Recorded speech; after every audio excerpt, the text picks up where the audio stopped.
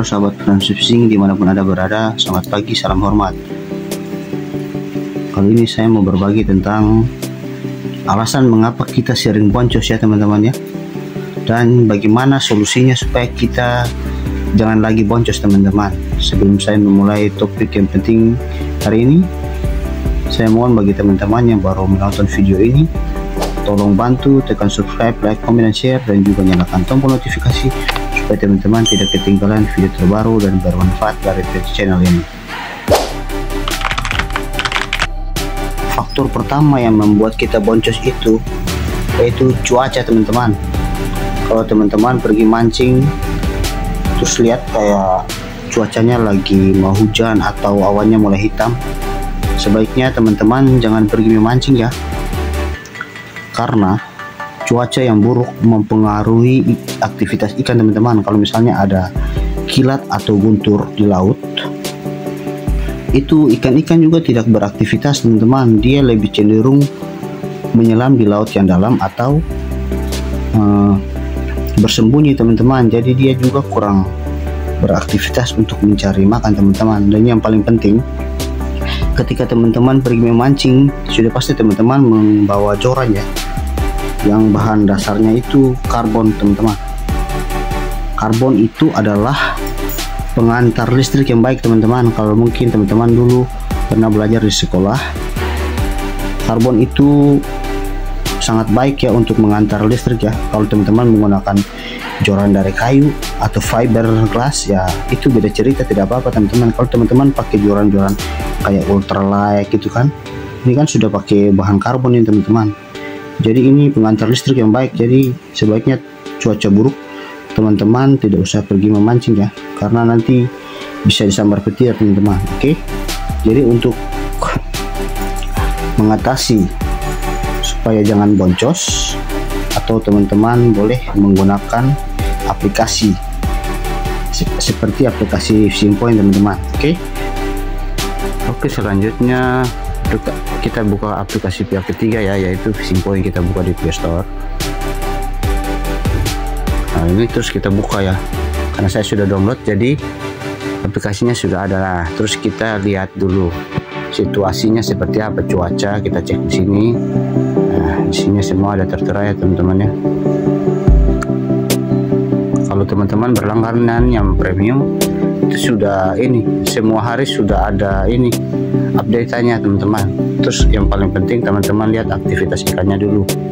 Nah kalau misalnya grafiknya naik seperti ini berarti mayor. Di sini ada mayor dan di sini ada minor. Kalau mayor ini yang aktivitas yang tinggi teman-teman, ini ada pukulnya berapa, jam berapa ya teman-teman. Kalau minor ini aktivitas ikan yang rendah. Oke, selanjutnya kita lihat gelombangnya dulu teman-teman. Nah sini ada gelombang. Nah ini kita lihat ada gelombang besar dan ada gelombang angin teman-teman. Terus yang paling penting juga kita lihat air pasangnya. Nah kalau ini sekarang kan pasangnya di jam 10.30 kan, ini sedang naik mau turun teman-teman. Tapi kalau aktivitas air seperti ini tidak terlalu bagus untuk mancing teman-teman. Oke. Oh ya teman-teman, kalau teman-teman tahu pasti atau pernah dengar itu ada namanya karbon sutet. Karbon sutet itu kan diambil dari bahan itu kan, bahan dalam kabel yang besar itu kan pengantar listrik yang baik teman-teman. Jadi teman-teman saya sarankan untuk tidak memancing saat cuaca lagi buruk ya, lagi ekstrim, mungkin lagi kilat-kilat, itu jangan teman-teman. Terus kalau misalnya mancing mungkin di situasi yang buruk sekalipun masih dapat ikan ya, tidak apa-apa teman-teman. Itu mungkin nasib saja ya, tapi ini saran saya ya jangan pergi memancing gitu, mencegah saja teman-teman daripada nanti disambar petir. Oke teman-teman, kita lanjut. Oke, yang kedua itu perlengkapan pancing yang tidak memadai ya. Tidak memadai artinya mungkin teman-teman lupa membawa beberapa tackle yang penting gitu. Sudah sampai di tempat mancing terus tiba-tiba lupa lupa bawa reel, atau mungkin lupa bawa umpan, bahkan bawa umpan tapi lupa bawa treble hook ketika putus. Nah itu faktor-faktor itu kan yang membuat kita boncos teman-teman. Jadi kalau teman-teman mau mancing, saran saya sebaiknya teman-teman lihat dulu ya perlengkapannya. Saya pernah mancing tapi lupa bawa umpan teman-teman, box umpan yang kayak gini saya lupa bawa. Terus kita mau buat apa ya kan? Kalau sudah sampai tempat spot, lihat ikannya sedang lapar atau sedang loncat-loncat gitu, terus kita lupa bawa box, ya untuk apa kita mancing? Mending pulang kan. Nah gitu teman-teman.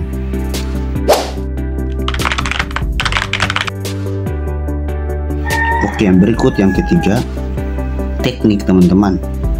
Kalau misalnya teman-teman sudah pergi memancing maaf saya lagi batuk terus sudah bawa ini ya, contohnya sudah bawa umpan, tackle, semua lengkap lah, tapi teman-teman kurang tahu memainkan apa namanya umpan lure, metal jig, soft lure atau apa, atau umpan yang lain, minnow gitu ya, sama saja itu penyebab kita boncos teman-teman. Jadi kalau kita mancing itu harus menguasai teknik dulu teman-teman, bagaimana memainkan jig, bagaimana memainkan minnow, bagaimana memainkan stick bite dan lain-lain teman-teman. Karena begini teman-teman, kalau misalnya teman-teman tidak menguasai teknik itu, jig yang seperti ini teman-teman misalnya tidak paham ya, untuk pemula tidak paham cara memainkannya, hanya ditarik melulu.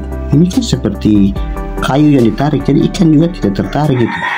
Karena sebagai contoh ya, karena kekuatan jig itu membuat ikan tertarik itu sih, karena ada action yang natural di dalam alamnya gitu, di dalam air itu ada action gitu. Kayak kita main jig itu kan seperti ikan mati, kayak minnow kita hentak-hentak, stop and go, stop, terus lanjut lagi. Nah gitu pokoknya cara main umpan dah. Nah itu alasan kenapa kita tidak boncos. Jadi ikan sudah mau makan, tiba-tiba dia curiga karena lure kita ini yang tidak natural di dalam air gitu teman-teman. Oke,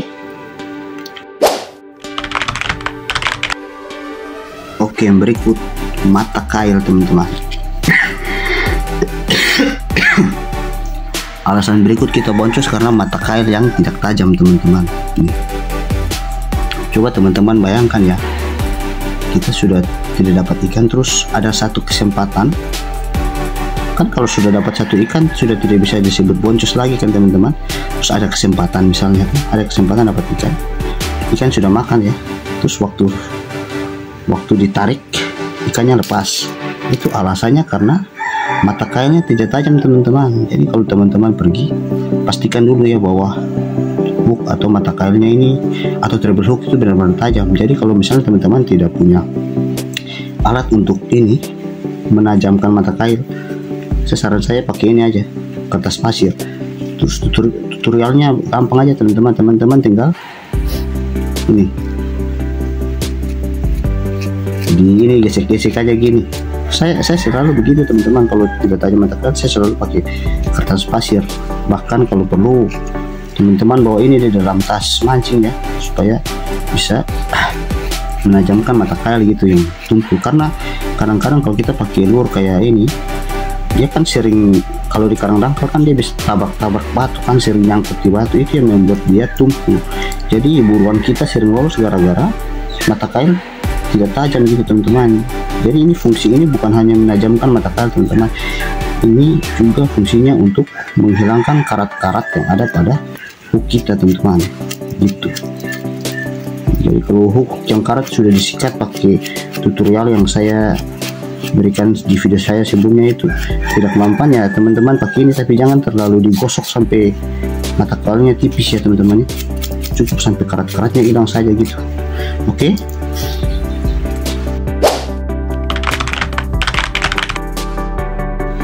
Oke teman-teman, yang berikut adalah action dari umpan itu sendiri teman-teman. Di toko online itu kan banyak sekali yang jual umpannya teman-teman ya, umpan-umpan murah, tapi bukan berarti umpan murah itu actionnya tidak bagus, tidak teman-teman. Ini buktinya saya selalu dapat ikan dengan umpan-umpan yang tidak pernah saya beli di atas 30.000. Umpan saya yang paling mahal itu harganya 35.000 teman-teman, itu Mineral Lazarus itu yang replika kayak gini. Kalau ini 28 ribuan ya. Mineral Saros itu 35.000, itu yang paling mahal yang pernah saya beli. Saya tidak pernah beli Astuti atau apa, tidak pernah teman-teman. Ini minum-minum murah semua, tetapi tetap efektif teman-teman sama mancing. Karena tidak semua lure murah itu juga aksinya bagus teman-teman. Kalau teman-teman salah beli umpan yang murah, teman-teman bisa boncos. Karena umpan yang tidak punya action di dalam air itu membuat ikan tidak tertarik untuk menyambar ya. Jadi saran saya, selain teknik yang saya sebutkan sebelumnya tadi, itu action umpan itu sendiri paling penting teman-teman. Walaupun kita sudah kuasai teknik dengan cara yang bagus juga, tapi actionnya tidak terlalu maksimal gitu, ikan tidak tertarik menyambar umpan kita teman-teman. Oke.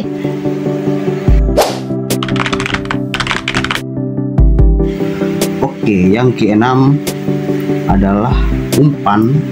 Misalnya ya teman-teman mancing pakai Mino ya, Mino, khususnya Mino atau sejenisnya yang seperti ini. Itu umpan itu nyangkut di sampah, itu membuat kita boncos teman-teman. Mungkin teman-teman pernah alami ya, ketika kita main umpan terus Mino ini di depan mulutnya ini ada nyangkut rumput laut atau sampah, atau di hook bagian belakang juga nyangkutnya rumput dan sampah. Mungkin teman-teman yang sudah pernah alami tahu sendiri bagaimana action dari lure itu. Jadi dia tidak bisa action geol-geol, tidak bisa teman-teman. Kalau teman-teman pemula yang mungkin belum percaya apa yang saya katakan, teman-teman boleh coba bahwa ada rumput yang menyangkut di mulut ikan ini, di mulut lure maksud saya, dan di belakangnya apakah dia bisa action atau tidak. Itu tidak bisa action teman-teman, dan tidak bisa dapat strike karena ikan sudah curiga. Saya sudah sering kali mancing di air yang jernih ya, pokoknya bukan hanya air jernih, air yang terus, sekalipun saya pernah lihat ada ikan yang mau nyambar, sudah ikut dari belakang mau nyambar, tetapi tiba-tiba umpan ini dia nabrak sampah itu teman-teman, sampah atau rumput laut yang sudah mati itu dia tabrak, akhirnya dia tidak bisa action. Terus ikannya mau sambar, lihat itu dia malah balik kabur gitu, dia sudah tahu gitu. Jadi saran saya, kalau teman-teman lihat rumput yang banyak, carilah spot yang tidak ada rumput gitu teman-teman. Kalau teman-teman lihat di pinggir pantai sudah ada rumput, cari geser-geser ke tempat yang spotnya tidak ada rumput sama sekali gitu. Nah itu penyebab kita boncos. Jadi kalau mau supaya dapat strike yang bagus, pindah spot ya, pindah spot yang tidak ada rumput gitu. Kalau perlu yang ada batu-batu itu. Oke teman-teman, lanjut. Oke, yang berikut, yang ketujuh ya. Ya, yang ketujuh ya teman-teman. Itu ada pada joran teman-teman. Kenapa saya bilang joran teman-teman? Joran yang terlalu lentur itu penyebab kita boncos. Kenapa bisa begitu? Mungkin sebagian orang atau angler tidak setuju dengan apa yang saya katakan ini teman-teman.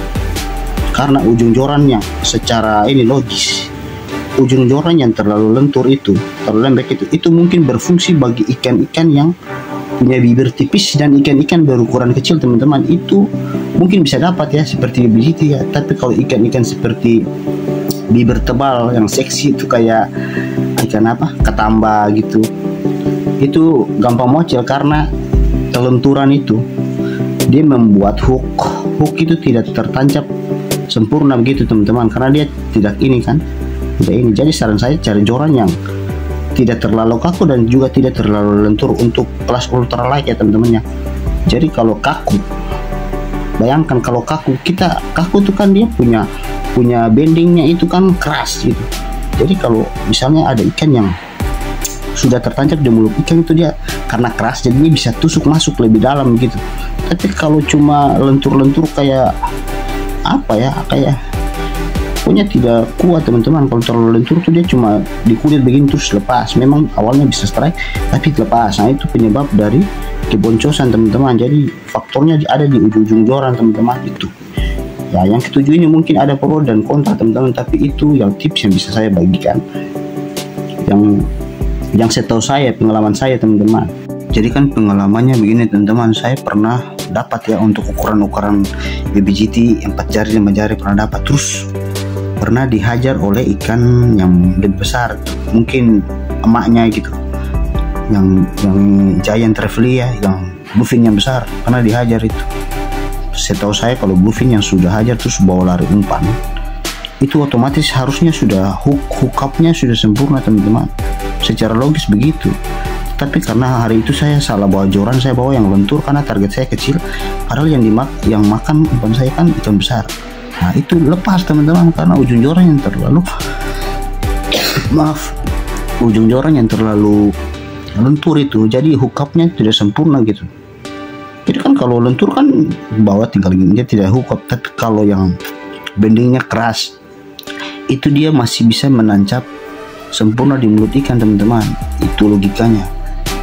Oke teman-teman, mungkin teman-teman pemula punya tackle seadanya ya, misalnya ya kalau punyanya cuma joran lentur, terus solusinya bagaimana? Oke, saya memberi solusi satu teman-teman. Kalau misalnya teman-teman tidak punya joran yang kaku, yang sangat lentur, itu kuncinya ada pada drag reel teman-teman. Kalau ujung jorannya sudah lentur, terus teman-teman dragnya terlalu di loss gitu ya. Di loss tuh artinya dikurangi terlalu, pokoknya waktu ditarik itu terlalu empuk gitu. Itu juga penyebab boncos teman-teman. Jadi kalau jorannya sudah lentur, teman-teman kancing dragnya agak keras ya, tapi jangan mati gitu. Kalau mati ujung joran bisa patah gitu. Itu solusinya teman-teman. Jadi mungkin situ ya tips yang bisa saya bagikan buat teman-teman pemula yang baru memulai belajar casting. Jadi saya mengingatkan lagi bagi teman-teman supaya sebelum pergi memancing itu siapkan tackle yang baik, kuasai teknik dulu, karena sebenarnya rezeki itu tidak ada yang bisa menebak teman-teman, tapi dengan faktor-faktor yang saya katakan tadi itu juga penunjang untuk mendapatkan hasil yang maksimal teman-teman. Jadi mungkin video saya sampai sini. Bagi teman-teman yang baru bergabung atau menonton video ini, tolong bantu subscribe, like, komen, dan share, dan juga jangan lupa nyalakan tombol notifikasi supaya teman-teman tidak ketinggalan video-video terbaru dan bermanfaat dari channel ini. Terima kasih sudah menonton.